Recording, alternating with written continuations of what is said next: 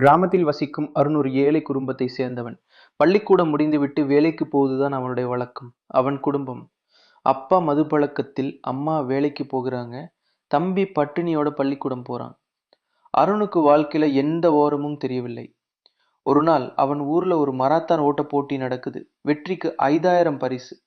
குடும்பத்துக்கு ஒரு நாளைக்கு சோறு வாங்க முடியாத நிலையில அருண் ஓட முடிவு செய்றான். விழா நாள் வந்தது.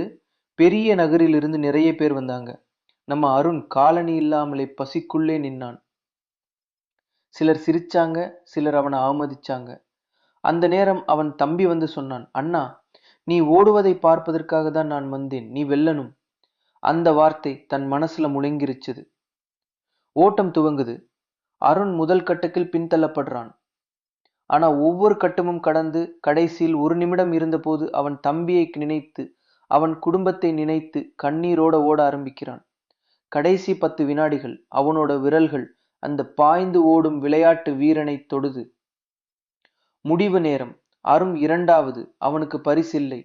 ஆனா ஒரு செய்தியாளர் அவனோட கண்ணீரோடும் காலணி இல்லாமலும் ஓடியதை படமெடுத்து சோசியல் மீடியாவில் போட்டார். அடுத்த நாள் நாட்டே முழுக்க அருண் பற்றி பேசியது. ஒரு விளையாட்டு நிறுவனம் அவனை ஃபுல் ஸ்காலர்ஷிப் அளிச்சது. அவரை நாட் லெவல் தடகள வீரனாக வளர்த்தது. முரண்பாடுகள் அல்ல, முயற்சியால் வாழ்க்கை மாறும்.